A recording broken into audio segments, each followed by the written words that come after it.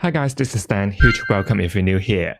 So the other day, I was on a Facebook fantasy group and someone was mentioning about what if there's a special edition of a Romantasy book. My mind was like, ooh, that would be quite a nice idea. But others' reaction, absolute chaos. Hell no, absolutely not. And I was like, why such a big reaction? It did make me wonder why traditional fantasy reader despise Romantasy so much. Because if you step inside any bookshop these days, or if you browse any sort of book subscription, Romantasy is everywhere. So I think it would be a fun idea to break down this rising trend of Romantasy and why it rubs some fantasy readers in the wrong way. It is like a easy, laid-back sort of chit-chat video, so maybe you can get your snacks, tea, coffee, beer, wine, whatever you got ready, and let's have this little chat. Now imagine you step into a bookshop. In the UK, it will be the Waterstones into the fantasy section. Usually, you would definitely see new releases or anything that is suitable for that season to read. Let's say in these 2 months, we will see quite a lot of fantasy horror or maybe dark academia. Later in winter, it may be cozy fantasy. I can't recall exactly when, maybe starting from last year. Regardless of time or season, when you go into the fantasy section, you would definitely come across with Romantasy being displayed in such a dedicated table or a dedicated bookshelf. Same goes to any form of fantasy book subscription. In the very beginning, you would remember there's only YA or adult to choose from. These days, we got plenty more options, let's say sci-fi or maybe even for horror. But more is the OG, the big companies starting to expand their business, or even we can see the rise of small business because they are all doing Romantasy. We have Fairyloot Romantasy, and then under Lord Library, we also have Forbidden Wings. As for small business, I guess you can say Lila Library. And I think over America, you have the Bad Woman book. I hope I'm not the only one to think it is absolutely crazy, absolute banana to see such a boom of a subgenre, Romantasy. Here I need to say though, I am not against Romantasy. I read some, let's say the Sarah J. Maas Crescent City, Throne of Glass, or occasionally I would receive some books from, let's say, Gospel GSFF, like the Five Broken Blades. I'm more curious to see why there's a sudden trend of it and leading to some good old die-hard fantasy fans hating it. First of all, without a doubt, romance genres is always big. In 2024, according to a research done by Sir Kana Bookscan, romance genre actually contributes to a quarter of the total book sales, which is such a mind blown. At the same time, fantasy genre is always doing good thanks to the big authors keep writing good books thanks to Brandon Sanderson, or maybe thanks to other form of media adaptation, let's say Game of Thrones or Lord of the Rings. So the popularity can be always there. Conceptually, Romantasy, like its name, is like a blend of fantasy and romance. You got the emotional intensity and the spiciness from romance, but at the same time, you can enjoy the world building from fantasy. So logically, Romantasy can really attract the potential readers from both sides, from romance and from fantasy. But here I do agree with others has been saying, to see Romantasy under the umbrella of romance rather than fantasy. To make it easier to consume or want you to enjoy the romance more, imagine you are fairly new to Romantasy/fantasy. You don't really want to get through the complicated world building of an epic fantasy just to enjoy the romantic encounter, right? Now, I guess for Romantasy, you can imagine you are getting into a fantasy world in a slightly easier manner. You can still enjoy the romance, of course, but also the fantastical elements. Let's say you can have fae, you can have magic, or any other kinky stuff. The next reason I would say Romantasy is so big is thanks to BookTok. There are plenty of content around this niche, and some of it, especially if you are talking about Sarah J. Maas, you can easily get over millions of views. And I mean how many BookTok sensations we have seen in the bookshop. Any works by Sarah J. Maas, Fourth Wing, Hurricane War, and so on and forth. There are just so many of them. On TikTok with BookTok, this community, the users are mainly female from the Irish Times. This is also reflected by the demographic of Romantasy readers. According to Circana again, it is mainly women aged between 18 to 44 to pick up a romantasy book. I guess in here we can say that thanks to BookTok again, it creates a really tight community where traditionally their voices are hardly being heard. Also with let's say how the algorithm works, the more you dip into that particular content, the more you will see them on your homepage. TikTok do favors shorter form of content unlike here on YouTube, so it is easier to attract new viewers relying on trope-heavy storytelling, where romantasy falls into this category. You can easily find any of these tropes in any romantasy books, enemies to lovers, plenty of them, found family, and morally grey. So it is not hard to imagine you pick up a good romantasy book, come up with good punchline, and make a good use of the algorithm to generate views. All in all, it just makes this community keep on growing and the voices are louder than ever.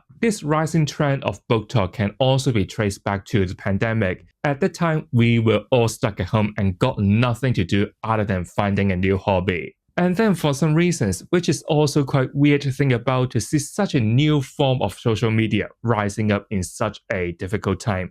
And I am talking about TikTok again. At that time, we were all just bored.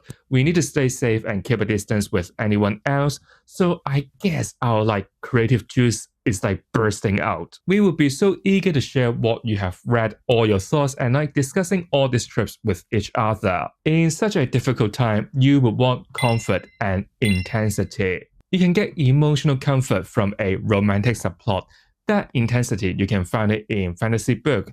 So romantasy can deliver both. Don't forget, most of the users on BookTok is female. When we were all stuck at home, it is easier to find this sort of found family in this new form of social media. If we are talking about BookTok, this community, I guess we can also look at who wrote romantasy, predominantly female.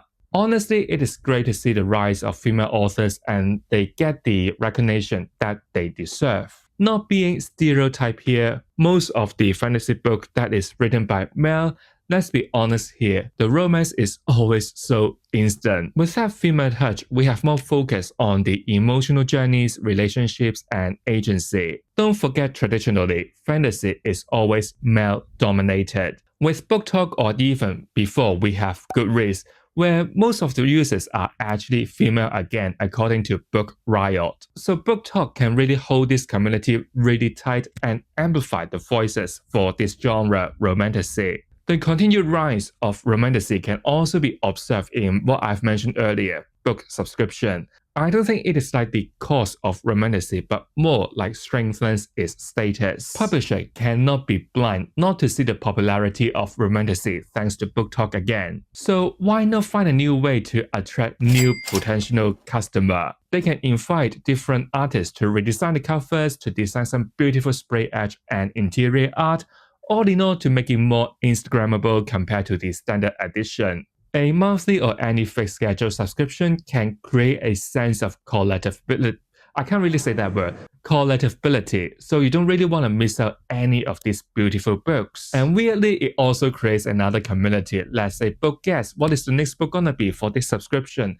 Any form of trades or sale. After discussing the rise of romantasy, this genre, I always wonder, especially all those really strong reaction, all the hell no, absolutely not from that Facebook group. I just want to ask the question, why there's a river dividing the good old traditional die-hard fantasy fan and also the romantasy readers. If you don't know me, I start reading adult/epic fantasy first and later have a little dip to romantasy. Maybe 1 or 2 years ago, starting with Crescent City Book 1. Here, I think it's gonna be worthy to look at some comments made by others about romantasy, this genre. It feels like every book I read has a boring plot. Insta-love and smut make for TikTok spice meters. I literally forget the plot and characters. Publishers are just pushing out romantasy, not really caring about the quality. It seems like 2 out of 3 fantasy books these days are primarily about romance. I am so sick of clicking and seeing some iteration of when an unexpected spark blossoms between them.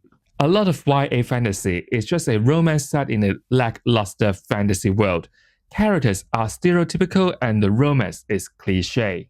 Now here I guess we can see like some good old fantasy readers would expect a fantasy book got like intricate, detailed world building, a journey with a group of characters, and they're gonna face some great dangers. Here I'm not saying a romantasy cannot deliver on this, but they are more in the backdrop. Like I said, romantasy focus more on that emotional core. Here, I think for some of the romantasy books that I have read, let's say Throne of Glass or Crescent City, you will still get certain level of fantasy elements while the romance is still on the main stage. Maybe for some hardcore fantasy readers, they think that world building is sacrificed for a bigger romantic plot. Apart from these comments, we can easily see the predictability or tropes fatigue from romantasy. In an adult fantasy world, readers would expect different world building in different fantasy books, or maybe to see how authors gonna play with certain tropes, or even you can take time in a series to develop an interesting or magic system. But in a romantasy, you can really see certain tropes being overused all the time. I'm tired of repeating here. Enemies to lover, fated mates, morally grey, and my personal nightmare, instant love. Like I said, world building in a romantasy is toned down to a minimum. Because of this, authors for romantasy don't really have any more things to play with to make it more exciting, sacrificing what a traditional fantasy reader would see as important. So to those readers who read mainly romantasy, you can find certain books being formulaic or you can get tired easily. Also maybe because of the current trend, the current climate, thanks to BookTok again, we need instant boom, we need the instant next bestseller, we need the instant BookTok sensation. We need a romantasy that can hit straight to the heart of the target audience. We need them to easily emotionally connect with them so they can talk about it on BookTok. So most of the romantasy will try to play safe here to reuse what has been successful, so you don't need to worry too much about who will buy it. This is also reflected once again in the book subscription. The publisher would definitely know what is selling good right now. So when they look for the new ones to try to maintain the sale to keep it going, they can easily just point a finger to say, you again, romantasy. So you may say that the market for romantasy is quite oversaturated now. Not too long ago, I was on holiday and I have been to Liverpool, Llandudno, Cardiff, and also visited Waterstones. For every Waterstones that I have been to, it is honestly so hard for me to pick up my next book. Those that are being displayed on the eye-catching shelves, beautifully laid out table is always romantasy because they sell good. Maybe I found 5 new releases and maybe 4 of them is actually romantasy. As a fantasy reader, I just find it lack of variety and diversity. Not just simply saying like the tropes are being recycled all the time, but also what I can read is very limited. I really need to go on every shelf to scan every spine of them to see if any one of them is interesting enough. It is even harder because not every Waterstones is that big enough for them to stock every book in a longer series.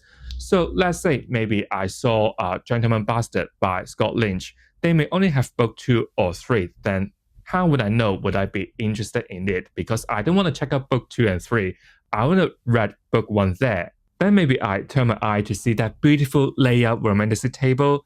Underneath it, they have like huge piles of romantasy. So that is also the reason why I prefer check out new releases from book subscription to save me from this hustle. I don't want to just look at romantasy. Also here, I think we need to consider the cultural factor. Like so many commonly agreed great fantasy works, or as you can see from any recommendation from BookTok, BookTube, most of those works are by male author, let's say J.R.R. Tolkien, Robert Jordan, or even Brandon Sanderson. So we kind of conceive fantasy should be written like this. We need to have a darker tone because we need to discuss tropes like wars, conflicts, survival, politics. When we switch to romance, we are talking about more on the emotional connection. Like I said, publishers these days are looking for more of romantasy rather than like a really dense epic fantasy. So some hardcore fantasy fan would see it as like a decline in quality. But I think what changed here